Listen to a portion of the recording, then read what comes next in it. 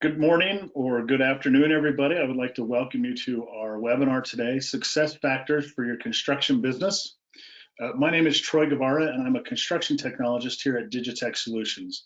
It looks like we still have a few people joining, so I'm going to just pause for a brief, probably a minute, and let's let them go ahead and get on, and then I'll pick this back up. Be with you shortly.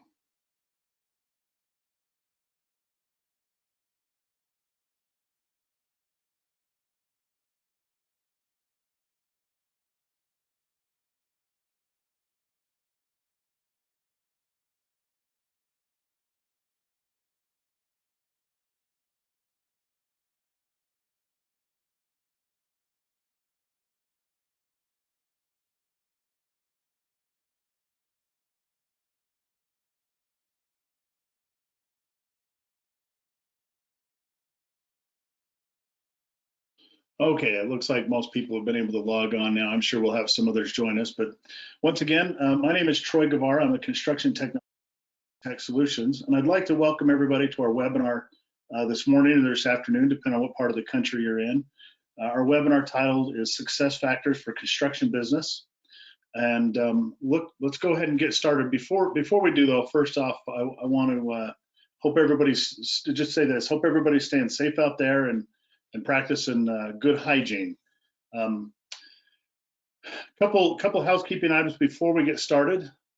Of course, these are the housekeeping items for the webinar. So your audio is available through your computer speakers, or if you have called in, it is available via your phone. There is a call-in number at the bottom of the GoToMeeting or GoToWebinar control panel.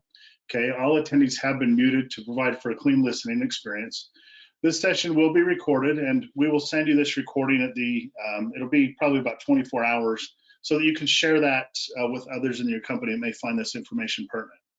If you've not done so already, we recommend you maximize your screen to take full advantage of the screen real estate.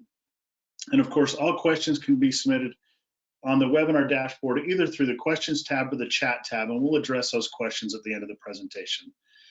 There is a survey at the end of this. Your participation is welcome to that. So thank you very much again for being here. Let's go ahead and get started. Today's agenda, I want to talk about the limited visibility or the great divide that exists in the construction industry. And you guys are all familiar with this. I just don't know that a lot of people really see this. There's three essential construction reports that every company should have. I'm going to talk about how to measure, monitor, and manage your construction company, as well as three ways to analyze that data in those reports. And then a concept called the predicting predicament. In other words, we need to learn to forecast so that we can really see what's going to happen on the job site. At that point, we're going to transition and talk about the 3 C's of mobility. And I will go into a brief overview of Sage 100 Contractor. Now, following that, there'll be a summary and a Q&A.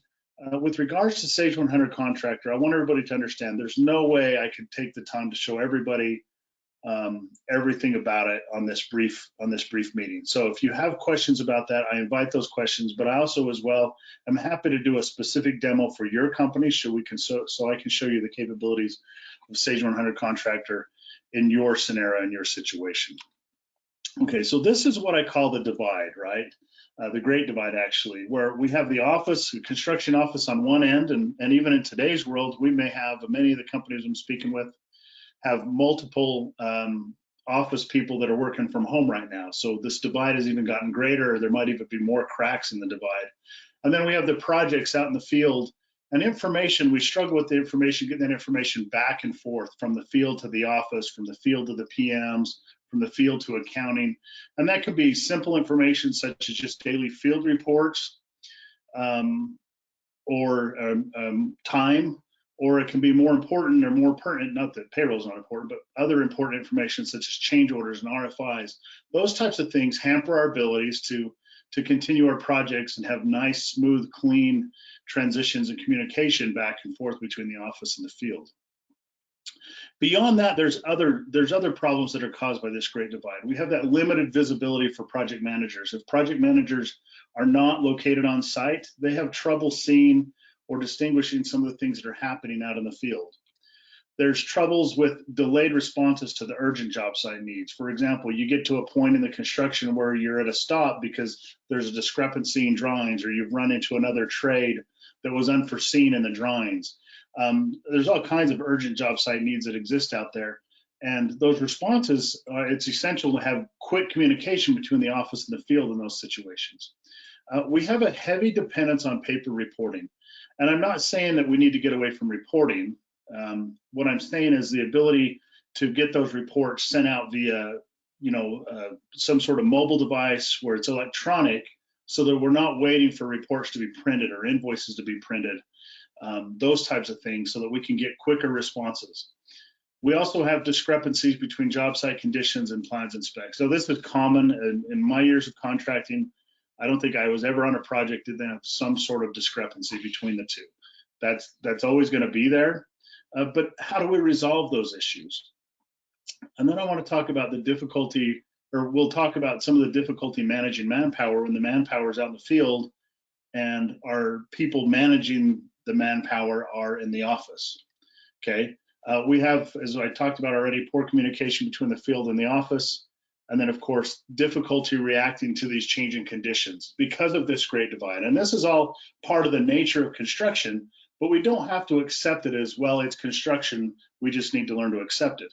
There's a better way to go about this. Now, let me talk to you about some of these essential things that we can do to change our construction business. The first one I want to talk about is 3 essential types of construction reports. And you're saying, well, Troy, why are we starting with the reports? Because the reports is what gives us the data so that we can really see what's happening in our business, okay? And the first report I want to talk about today is our job costs and our project reports, okay? Project reports, job cost reports, let us know if we're making money. And I'm not talking at the end of the project. I'm talking about during the project, where we are in that project process, where are we compared to our budget, where we are compared to what we forecasted.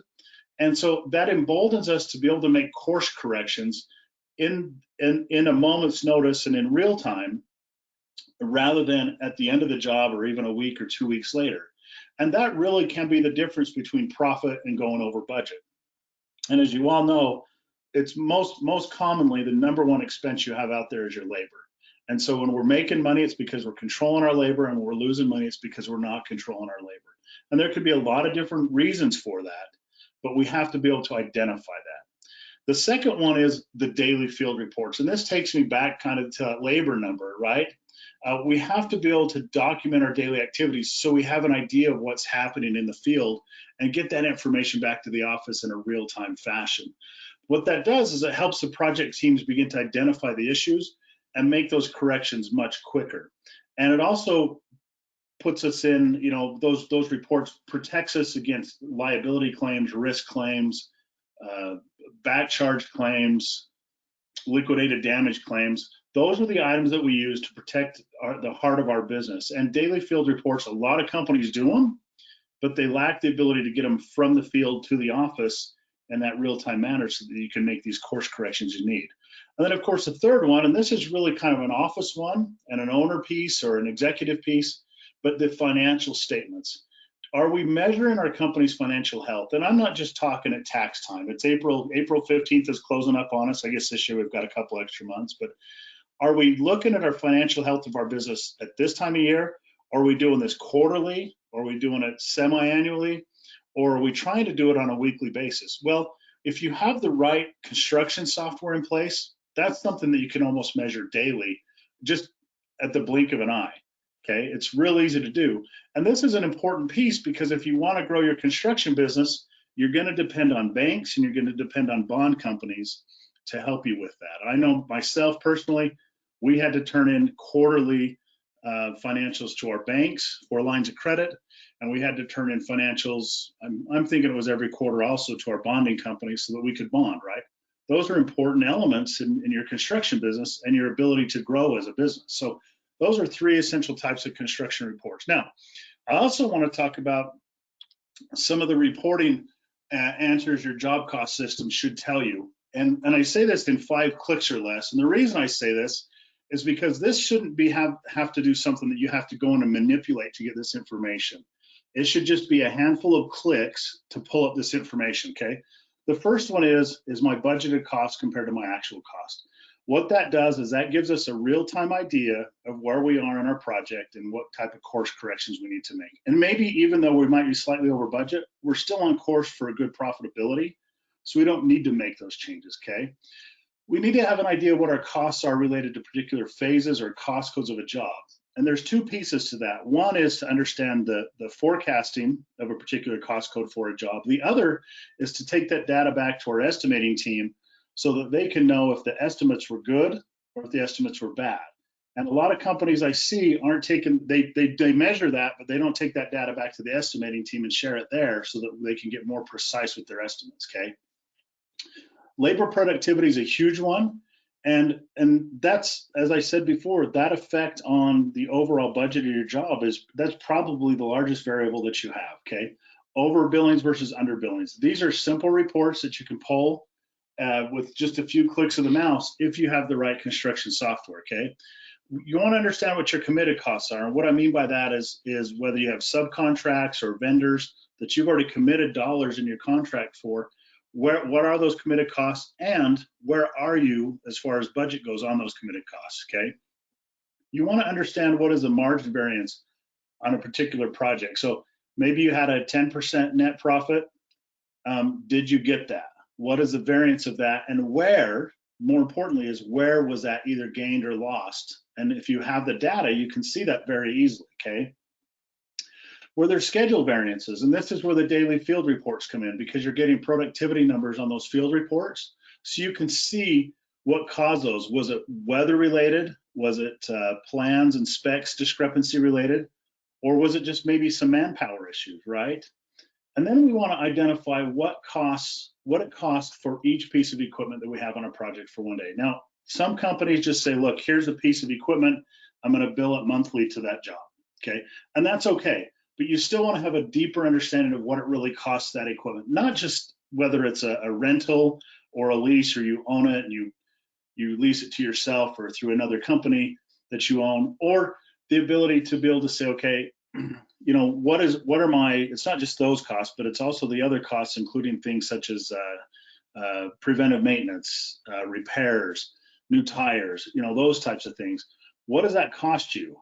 You know, and does a project pay for it, or do multiple projects pay for that? You know, if there's new tires, you could spend $3 to $5 grand for new tires on, say, a reach lift. Is that expense being expensed to that job, and is that fair to that job, or is that an expense that could be distributed over multiple jobs so the hit isn't so hard on that job? The reality is you still have to pay for it, but what is that really costing you? And can you project and say, okay, we're putting, you know, 10 grand a year in new tires. Can we project that and put that as part of our bid? We need to make sure that we're managing that, right?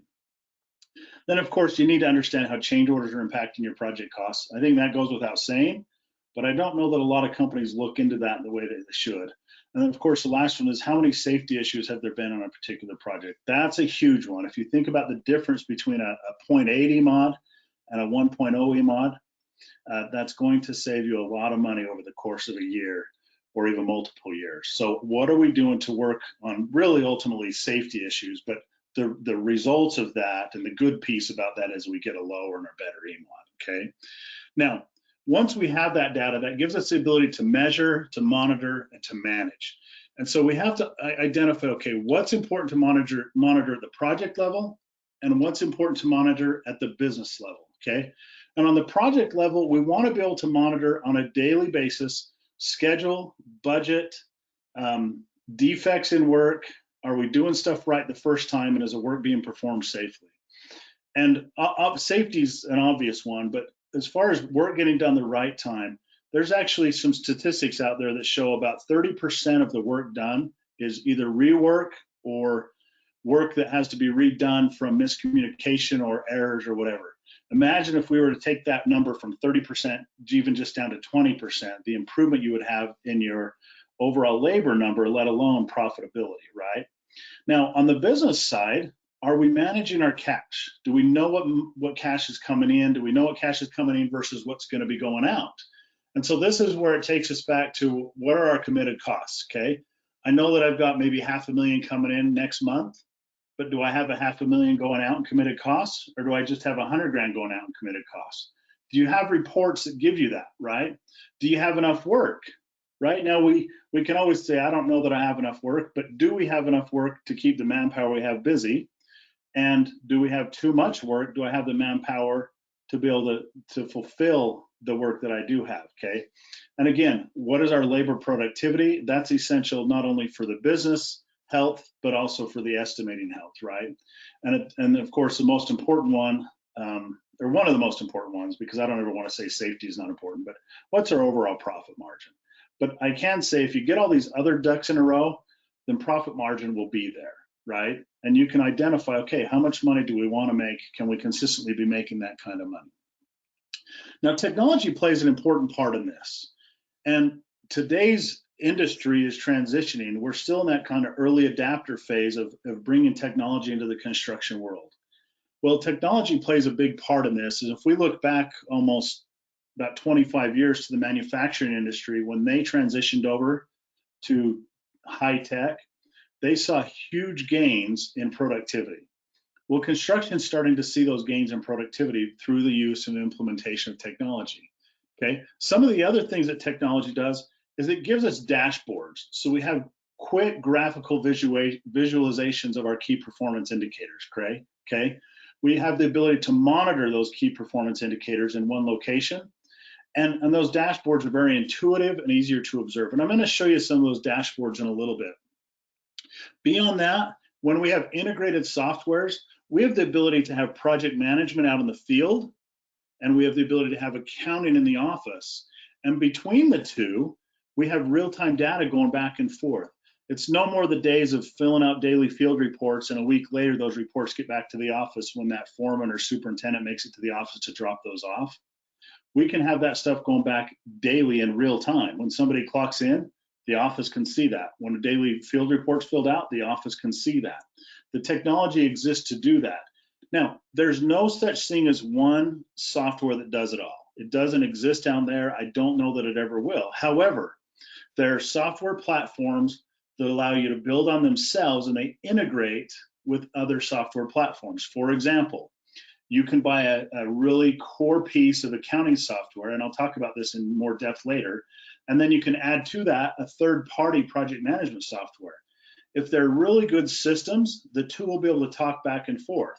You could also add to it estimating software, mobile timekeeping software, AP invoice software, and all kinds of other products that give you that transparency, that gives you timely ability to track data, and of course, it's going to reduce data entry because it's only being entered once because they integrate back and forth, not multiple times.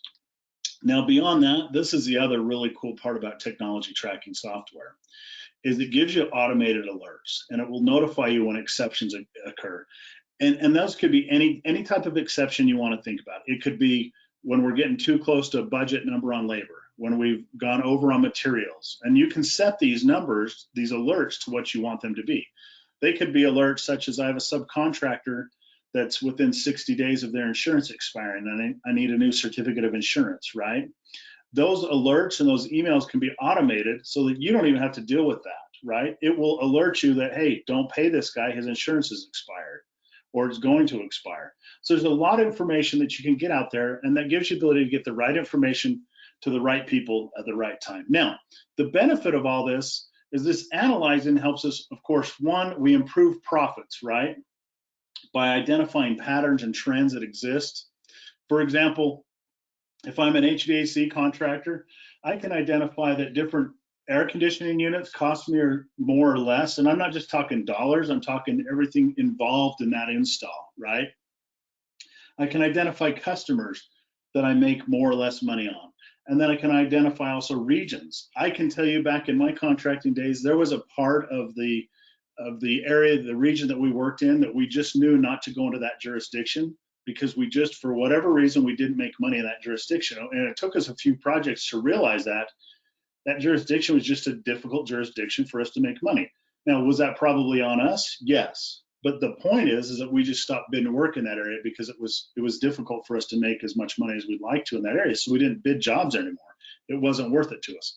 The second thing that analyzing does is it prevents us from repeating our mistakes. Just like the story I just shared, once we realized when we had that data, we didn't go into there anymore, right? But it could just be different types of projects. Like I recognized early on, there were certain projects that weren't good for us to bid. Okay, there were certain projects that were very good for us to bid. Labor, materials, and equipment. What does that data do for those things? You know, can we measure our labor and where our labor performance are, so we know what projects to bid, or materials, or equipment? And then, of course, we can pinpoint those troubled areas and we can make changes. Now, we may not be able to prevent all the losses, but at least we can start to do things to curb it, and we can find other ways to cover our potential losses. And so that's the advantage of being able to analyze that. Now, beyond that, we have a way to better manage our workforce and our manpower, okay? We have to gain an edge in the labor market. How do we do that? Okay, and I'm saying a lot of this, I realize we're in unique times right now, but these times aren't gonna last forever, okay? Are we analyzing productivity at the enterprise level and down to the individual worker? And of course, we have to get the right level of productivity. And there's two pieces to that. There's the estimator saying, okay, this is a productivity I bid this at. And there's a project manager, the super, the foreman saying, okay, I can get this type of productivity out of everybody. Now, do those two numbers jive, and how do we get them to do that? Well, when we can analyze the data, those are the types of things that happen. So beyond that, what are some of the things that we analyze? One, we have to focus on areas where we need to improve our business, and the data will give us that, okay? Where is our business weak? How do we focus on those areas? And how do we get visibility into that? Well, through good reporting, as we talked about earlier, you get that good visibility, okay? Beyond that, we can ask, okay, how do we choose to compete? And when I say compete, I'm not just talking bid scenarios, but a lot of times that's what it ends up with. And so are we competing in low bid situations? Are we competing in, we build relationships with owners and customers that give us where we can be more profitable, where we don't have to compete in low bid situations, right? Or we can distinguish ourselves from the competition. Maybe it's quality of work. Maybe it's a safety scenarios where we're safer and they need, you know, extremely, they require, say, a 1.0 EMOD or lower in order for us to be on that project, okay? We have to identify, how do we choose to compete, and what's going to distinguish us and give us kind of that unfair advantage in the industry. And then also the other thing we can do is we can establish benchmarks related to our current performance. So we know where our numbers are, whether it's productivity, whether it's our ability to you know, make profit, whatever those benchmarks are. How do we, what are those benchmarks, and what can we do to improve upon them, okay? Now, one of the things that really software is starting to do for us is it gives us the ability to forecast. And so what I mean by the predicting predicament is we need the ability to strategically plan our projects, right? Can we envision an ideal outcome? And the way we do that is we work backwards and say, okay, this is what I would like to happen. Now, how do we kind of reverse engineer that and bring it back to where do we need to start to make that happen? Okay, forecasting can do that for us, but we have to have the data to be able to do that. The second thing is that we have to need to know what has happened in key areas of the business so that we can forecast properly, because it can't be shooting from the hip. We've got to really have an idea of what's happened in the past, because the past will help project the future. So that's a really important piece of that. So let's talk about 5 ways to improve our forecast. One, the first one is establish the best roadmap for your business, right? What's the revenue impact on the type of work we're trying to do? Are we better off buying or renting equipment? If we win less work, how do we offset the loss? Maybe it's not a loss. Maybe if we forecast, we might actually make more money by taking on less work. And I've actually seen this in businesses where they take on less work, revenue goes down, but because the work that they're doing is more profitable, they have a better, more profitable year dollar-wise than they had, say, a previous year, right? We always want to protect our bonding and our credit, our banking relationships. Those are huge. We need to have cash forecasting so we know where we're going to be as a business, so we can take advantage of early payment discounts, and then have the ability to invest in our business. You know, if there's equipment purchases we can save money on by taking advantage of them, well, do we have the cash projections to be able to say, yeah, we can make those decisions, right? We want to manage by being more aggressive, and then also know when to be able to tighten the purse strings, okay? The fourth one is, Do we have the agility and the ability to correct our course? Can we project things that are happening by understanding what's currently happening? We don't want to have to wait. For example, we don't have to wait a week or two to make changes. And for example, I can remember we used to, we'd work 5 days, and then Tuesday morning of the following week, I would get payroll numbers as a project manager, and I'd be able to go back and say, hey guys, what happened last week? Well, by that time, it's almost too late, right? If I'm getting real time data coming in, then I can make those corrections much sooner, and they can have a greater impact. Okay. Then there's just some things that we can't control, and so we want to control the things that we can, but some things we can't, and we're in that situation right now. Nobody can control what's happening right now to our businesses, and I hope most of you are out there, you're working and staying busy. But I know construction companies that I've got a couple customers in the Bay Area where if they're outside of the Bay Area, they're still working, but those that are in the actual Bay Area, their crews have had to shut down. So they're fortunate they've been able to push manpower outside of that area. But there's some things we just can't control. And do we have the ability to forecast our numbers to project through that and see what's going to happen? Okay. Now, the next thing that technology brings us is it brings us the ability to get in the cloud and utilize mobility, right?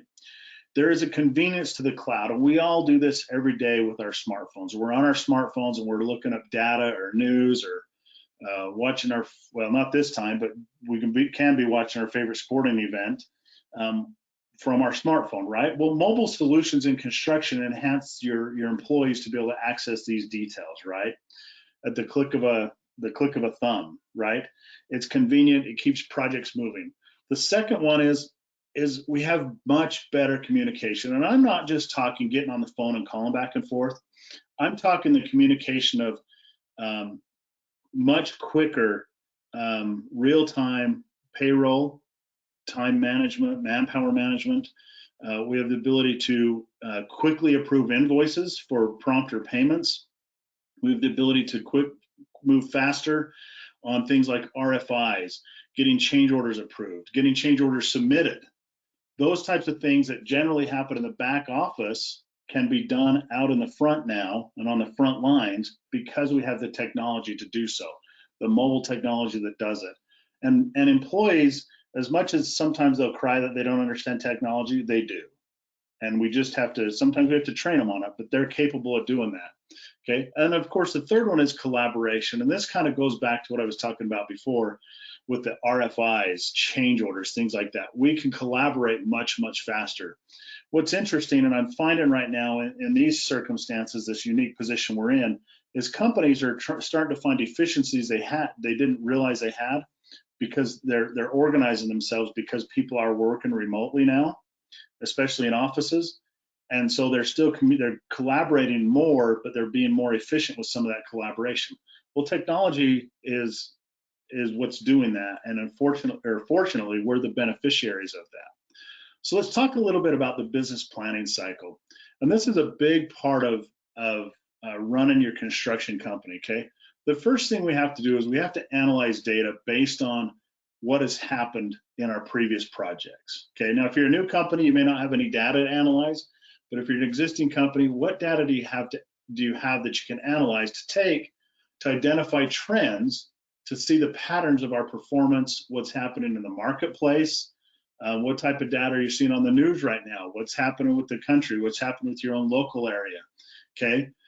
There's key indicators in all that. Gas prices are falling right now. Is labor moving up or down, or is it staying even keel? Okay, what are those trends? Next, we can forecast our performance based on that. And I share this because I can think of a time back, and it was about 05 or 06, we were working a project, and my estimators came to me and said, Troy, I think we need to increase our wages on this project. And I said, okay, let's do that. And they said, we don't want to just give everybody a raise yet, but let's anticipate that increase. We were in that project, I think, a week before we had to give that pay increase. Not that we had to give it, we chose to give it. But the point is that we anticipated that because we had been forecasting things that were happening in the industry, and we knew where the labor rates were moving in that time where everybody was so busy, right? Prices were moving up, And we'd anticipated that. That saved us, protected us from losing a lot of money on that project, okay?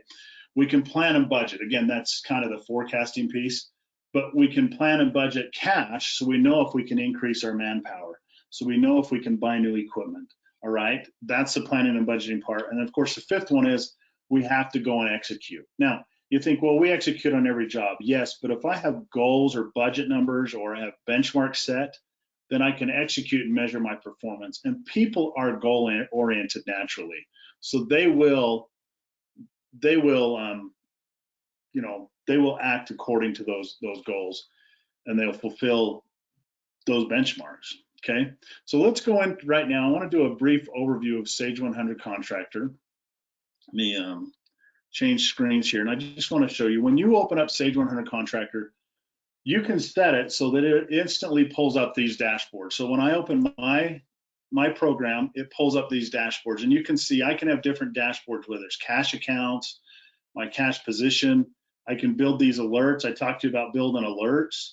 These alerts could be on anything. It could be, hey, you're getting within budget on a job, within a budget on payroll, or whatever it is. I can have my payables in here. I can have my receivables, so I see what's going on. The one I like the most is this one here, is I've got the ability to see job costs. And immediately I'm seeing this project right here. If I'm the project manager over this project, I just click into that job, and then here I go, and I can see my job status report almost immediately, right? And what's cool is you see my magnifying glass hovers over and it gets that plus sign.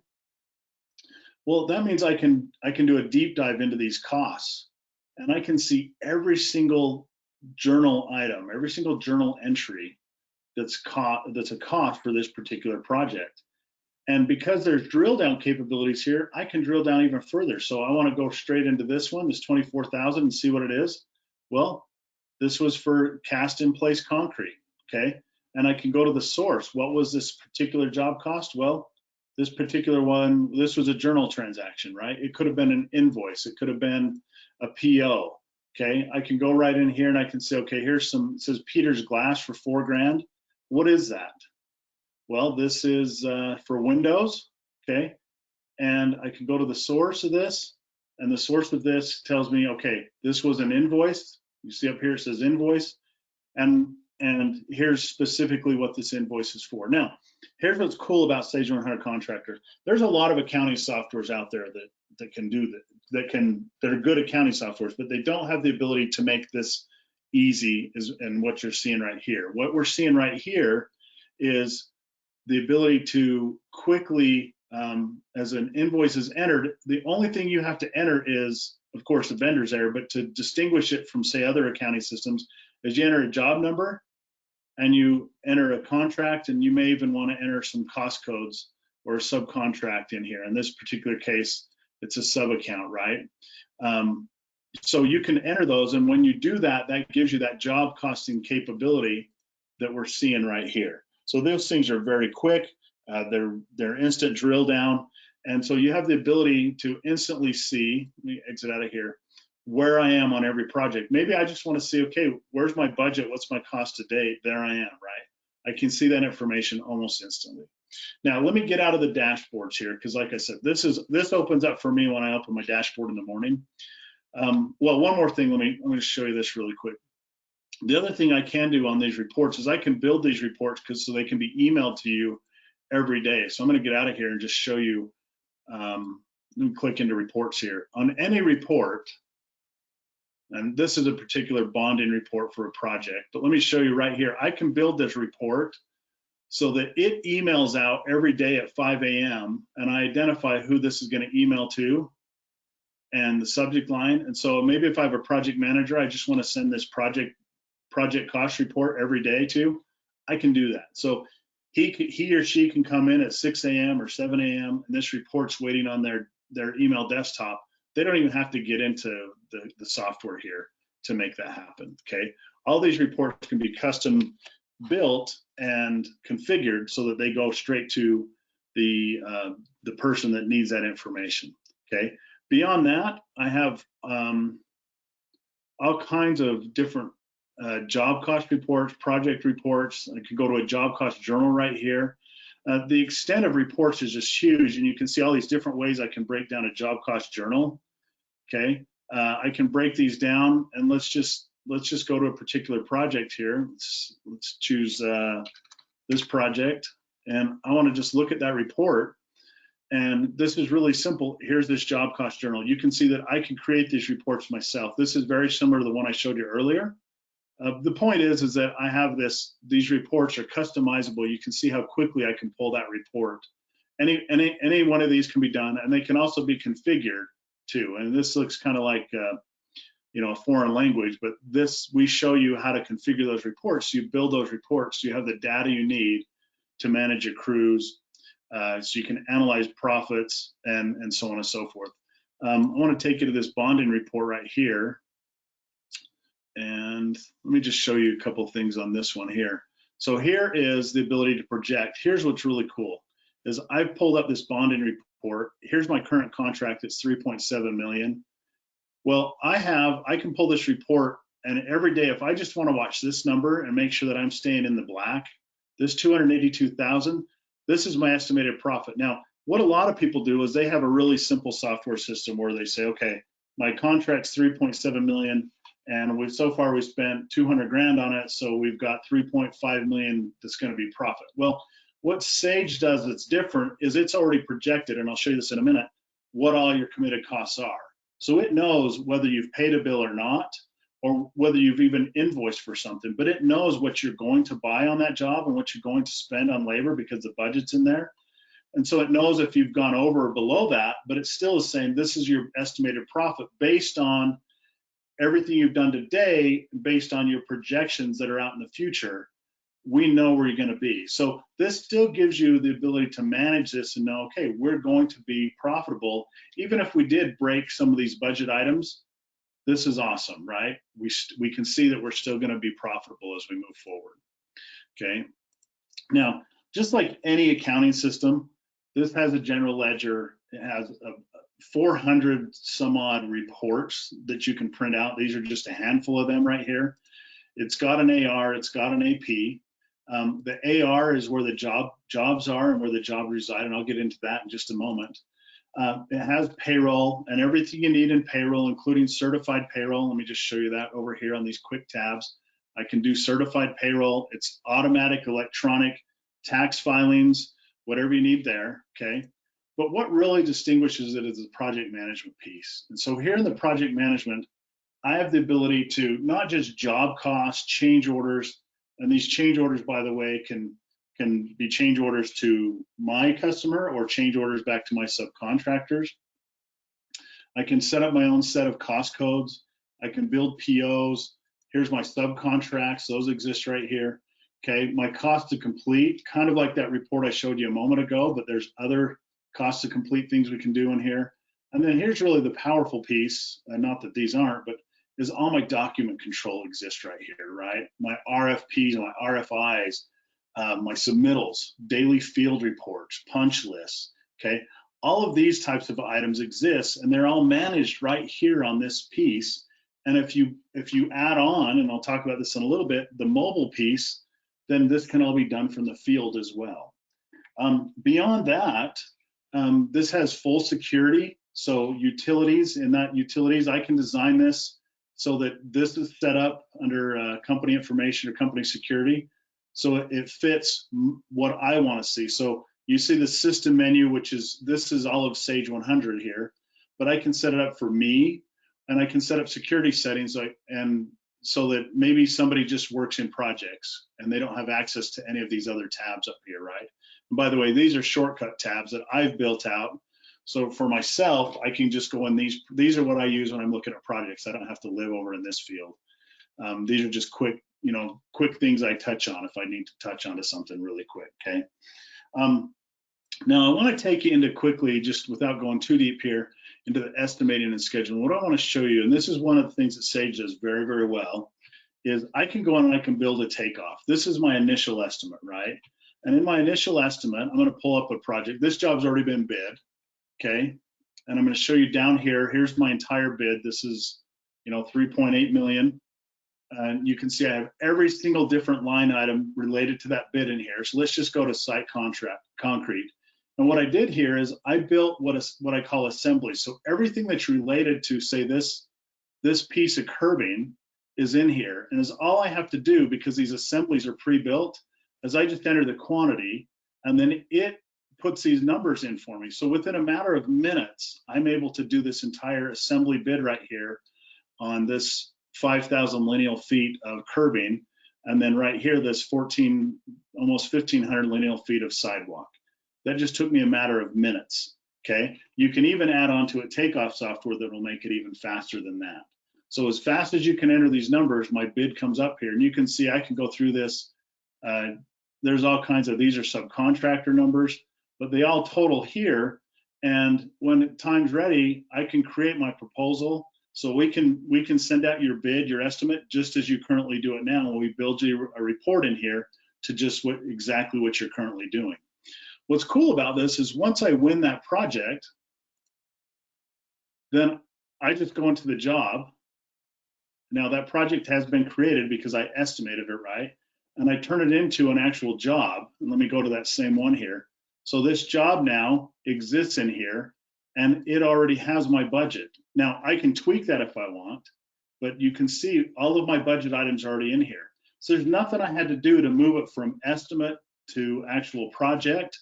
And what's cool about this is once I do that, all of my POs, my forecasted orders, whether it's subcontracts or materials and labor, but these materials and these subcontracts will be POs that are built so that when invoices come in, those invoices are related to these purchase orders, okay? So when I go buy something from Ramirez Materials, it already recognizes that there's a PO in there, and it relates that invoice when it comes in to this materials, so I can manage my budgets and I know if I'm on budget or not. So all the data's there, and it's all I'm doing is my normal everyday process that I'm already doing now in my existing accounting system. But this has all been built for you so that you can do that. And you can see I can go to deeper invoice, and I can see every invoice is related to that particular purchase order right here, okay? And of course, once they're paid, it gives me a record of if they've been paid or not. It allows me to choose what vendors to pay when I get paid, and I can track all of these items. But you can see, whoops, sorry about that. I went a little bit too far. I didn't mean to go out of that one. Let's go back into that job. What you can see is I've got my bid items, my budget, if I have phases, purchase orders, any subcontracts I have on that, change orders exist in here. Here's my accounts receivable invoices, and then here's my accounts payable invoices and everything in between. So everything exists right in here. I'm not navigating through 20, 30 different windows. I talked about earlier, 5 clicks or less. I'm able to do this with 5 clicks or less. So that's almost the entire project piece exists right there. Now it even gets better than that. So when I get out of here, I want to show you from the field, and this can be done from the field if you have the mobile application, but I can have a foreman or a super tracking my daily field reports, and you can see on these daily field reports, there's a bunch of different information I can enter. Okay, employees, a cost code, their hours right here based on pay type or pay group. Okay, I can track subcontractors, I can track equipment, I can track units of work. You know, how much of that curbing did we put in today? How much was poured today? How much was finished today, and so on and so forth. Hopefully the same number was poured as finished. But anyways, the data is all here. And so if that foreman or super's measuring this data in the field, and this on the mobile piece can take him, 15 to 20 minutes to fill out, maybe less depending on how much data you put in there. Let me close out of this. What this does is it puts that information already over here. So when it's time to run payroll, I'm going to go into this daily payroll entry here, is all I have to do is go right here and I import my daily field report, and I import employees and equipment, and it will fill out all of these line items. So if I go back, let me just show you. I may not have any data in there, but it would have employee description if there was a service order, the job, if it was a certified job or not. And by the way, it knows if a job is certified, it'll just default this to a yes, okay? If there were phases or cost codes involved, it recognizes a pay type. And when I say pay type, I'm talking regular overtime, whatever, and pay group. And I can default their pay rate based on the employee or the job or the pay group. So for example, maybe on this job, they were an apprentice carpenter. Maybe on another job, they're a journeyman carpenter, right? That pay group will default their pay rate if I want to set that up that way. Their hours go in here. And here's the really cool part is when I enter that stuff, that also gives me, I don't have these fields open right here, but let me just show you how this can be done. These columns can be built, so I can also have equipment repaired in there as well as operated equipment. So when it says, okay, I repaired equipment or I operated equipment, it's going to immediately job cost that operated equipment time or that repaired equipment time. So I have all my job cost numbers just literally at the click of a button without me having to do a whole bunch of work and build a bunch of spreadsheets to get that type of data. So you can see how powerful this is and what it can do for you and your business. And there's a ton of other things that this will do. This is just a highlight of what it's capable of. So I want to take you back to what we were talking about before, get back into this piece of this. And I just want to show you a little bit about Sage. Sage is the core accounting piece. And with it, you get these modules, payroll, GL, billing, if you want purchasing and inventory, but it's kind of an a la carte piece. And then you can expand on it. And you can expand these third-party softwares if you want. You can add Sage estimating or a third-party estimating, a BIM estimating. You have the ability to add mobile Sage field operations, mobile reports, Procore, ESUB. So there's a whole slew of different softwares that can be added to this to make it more robust. So I have companies that start with this that do $2 million a year. I have companies that do $150 million a year. What this software is capable of is allowing itself to grow with your business. So once you purchase Sage, you don't need to go anywhere else. It will do everything you need it to do and grow. And Sage has been around a long time. So you have this job site that's fully integrated. It's a suite of construction software because everybody wants to connect to Sage. So Procore does, ESUB does, Profix does, Sage Paperless does, TimberScan does. All these softwares want to connect. So like I said, you'll never have one solution that does it all, but you can have one system that does everything. And Sage has been around a long time. 60% of the top ENR top 400 use Sage software. There's 3 different Sage products. I'm just showing you Sage 100 now, but any one of these products can be used for construction and real estate. Beyond that, it's been around so long and it's always updating, and that's why it's kind of the 800-pound gorilla in the construction software world, because everybody wants to connect to it, and it's so commonly used that it keeps growing. And Sage is committed themselves to continue to grow each individual software line that it has to improve itself. We get multiple updates every year, as well as the different tax tables and ACA updates that come with just running software. And what this does is it really gives you a complete solution. So now you can estimate with real data, you have true job costing visibility, and you minimize the paperwork, right? It's tamed. You have automated invoicing and approvals, and that process is streamlined so that you're not going through all this different document routing procedures, where you're pulling an invoice and stamping it and writing on it and sending it off in an envelope to a project manager in another office, or even taking it down the hallway.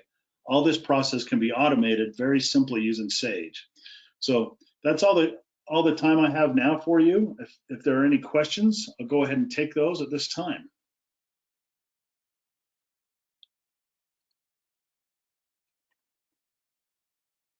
Okay. So my first question is well, let me just respond like this. To answer this first question, really just a request, does it do certain things? The answer is yes, but I don't want to try and explain it over this. What I would invite you to do is reach out to me, and we can do a one-on-one demo, or we can talk one-on-one to discuss this. And I can do specific to your business, because every company is different. Even if you're in the same industry or same division as another company, you run your company differently. And so I would want to set this up to your specific needs. And so I'd invite you to give me a call to answer those types of questions like that were asked on this. Okay. And then same thing with pricing. I'm looking at some pricing questions here. Same thing, every company is different. Companies can get into this for as little as $5,000. Companies can get into this for as much as 50 or 100 grand. That's not real common. That would be a very big company. But the point is that it depends on what you want and what your needs are. But we have access to all of those different products that connect to Sage. And so we can guide you to the product that's best for your company. And I do this every day, and I've consulted with thousands of companies, and I will do the same thing for you and put you in the best product suite that will solve your company's needs, okay? All right, everybody, that's all the questions we have. So I want to thank everybody for their time. You all have a wonderful day.